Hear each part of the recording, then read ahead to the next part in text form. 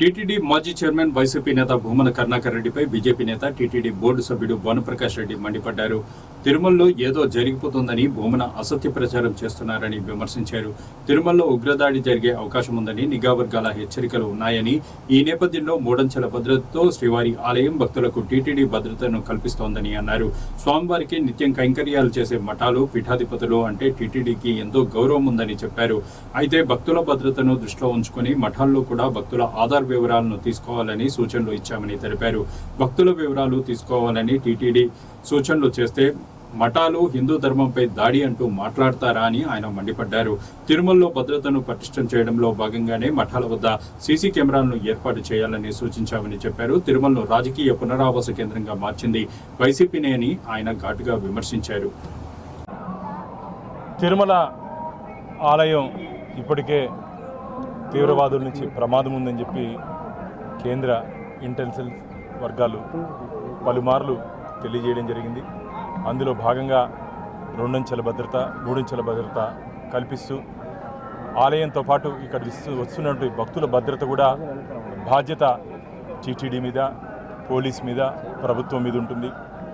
అలాంటి సందర్భంలో స్వామివారిని టీటీడీ వ్యవస్థ లేక మునుపు నుంచి శ్రీవారి కైంకర్యాలన్నీ చూస్తున్నటువంటి మఠాలు తిరుమలలో దాదాపు 34 మఠాలు ఉన్నాయి.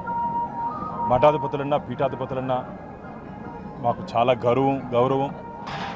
కానీ నిన్న భూమన కరుణాకర్ రెడ్డి గారు, మాజీ టీటీడీ చైర్మన్, పొంతన లేని మాటలు మాట్లాడుతూ, అబద్ధాలు చెబుతూ, మేము మఠంలో వస్తున్నటువంటి భక్తులకి ఏ విధంగా టీటీడీ గెస్ట్ హౌస్లో, టీటీడీ అలాట్మెంట్లో మనం ఆధార్ కార్డులు తీసుకుంటాము, భద్రతా దృష్ట్యా ఆ విధంగా మఠంలో వస్తున్నటువంటి భక్తులకు కూడా ఆధార్ కార్డులు తీసుకొని వారి వివరాలు తీసుకోవాలని చెప్పి, అలాగే సీసీ కెమెరా మఠం ముందు ఎవరు వస్తున్నారో ఎవరు వెళ్తున్నారో సీసీ కెమెరా ఒకటి ఇన్స్టాల్ చేసుకుంటే మంచిదని, అలాగే 2-3 మార్గాలు కాకుండా ఏదో ఒక దారిలోనే వచ్చి వెళ్ళేది వ్యవస్థ చేసుకుంటే బాగుంటుందని చెప్పి నిన్న వారికి మఠంలో ఉన్నటువంటి నిర్వాహకులకి మేము ఒక సూచన ఇవ్వడం జరిగింది.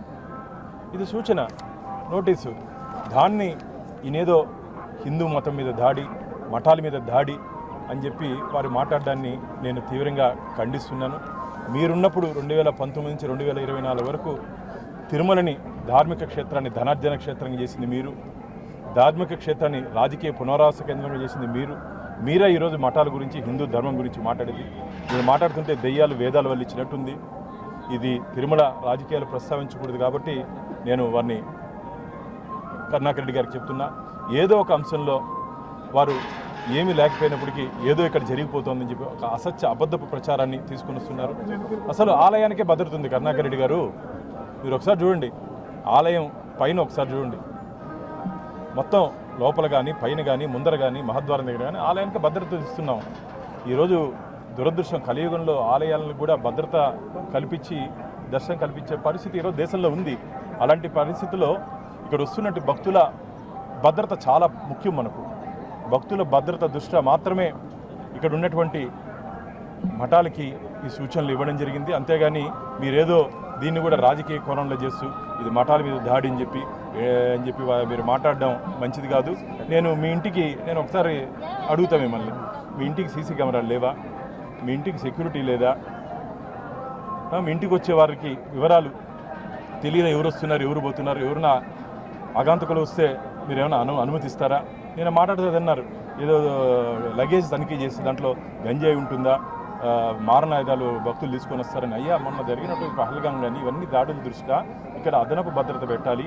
వస్తున్నటువంటి భక్తుల పట్ల అప్రమత్తంగా ఉండాలి. భక్తుల ముసుగులో, మళ్ళీ చెప్తున్నా, భక్తుల ముసుగులో ఎవరన్నా సంఘ విద్రోహ శక్తులు వచ్చే అవకాశం ఉంది కాబట్టి జాగ్రత్తలు తీసుకుంటున్నాం. జాగ్రత్తల్లో భాగంగానే మేము ఈ మాకు ఉన్నటువంటి వ్యవస్థల్లో ఎక్కడెక్కడ ఉందో ఎవరెవరు భక్తులు వచ్చి రూములు తీసుకుంటారో వాళ్ళ మీద పూర్తి నిఘా. నేను మొన్ననే బోర్డు మీటింగ్లో కూడా మాట్లాడడం జరిగింది. నేను మొన్న అల్పాహారం రాత్రి తీసుకునే దానికి హెచ్డిసి కాంప్లెక్స్కి వస్తే మొత్తం మిగతా రాష్ట్రాల నుంచి ఉన్నటువంటి ఎంప్లాయీస్ కనపడ్డారు. నేను కూడా చెప్పడం జరిగింది, వాళ్ళ దగ్గర ఉన్నటువంటి ఐడి కార్డ్స్ ఎక్కడి నుంచి వచ్చారు పూర్తి వివరాలు తీసుకోండి అని. అలాగే మఠంలో పనిచేస్తున్నటువంటి సిబ్బంది కూడా పూర్తి వివరాలు తీసుకోవాల్సిన అవసరం ఉంది. కాబట్టి దయచేసి మీరు దీన్ని రాజకీయ కోణంలో చూడొద్దండి. మీరు మాట్లాడితే ఎవరు నమ్మే పరిస్థితుల్లో కూడా లేరు. నేను కరుణాకర్ రెడ్డి గారికి చెప్తున్నా, మీరు ఎంత ఎగురుతున్నారే, ఏ ఒక్క మఠాధిపతి అన్నా పీఠాధిపతి అన్నా దీని గురించి ఎక్కడన్నా ప్రస్తావించారా అయ్యా? ఏ మఠాధిపతి అన్నా పీఠాధిపతి అయినా ఎక్కడన్నా ప్రస్తావించారా? వారందరూ సంతోషంగా ఉంటే మీకేమయ్యా బాధ? అంటే కొండ కలకలగా ఒక ఆధ్యాత్మిక వెలుగుతుంటే మీకు నచ్చదు. ఎందుకంటే 2019 నుంచి నేను ఒకటే అడుగుతున్నా, అసలు మీ హయాంలో లోపల పరకాయంలో దొంగతనం జరిగితే ఆ దొంగని పక్కన పెట్టి సేఫ్ ఎగ్జిట్ చేసినట్టు మీరు లోపల దొంగతనం జరిగితే, పరకాయంలో దొంగతనం జరిగితే దాన్ని నియమ నిబంధనలకు వ్యతిరేకంగా లోకాలతో రాజీ చేసి మీరా ఈరోజు నీతులు మాకు చెప్పేది. కాబట్టి దేవుడి గురించి, దైవం గురించి, దేవస్థానాల గురించి మాట్లాడే నైతిక హక్కు వారికి లేదని చెప్పి నేను తెలియజేస్తాను.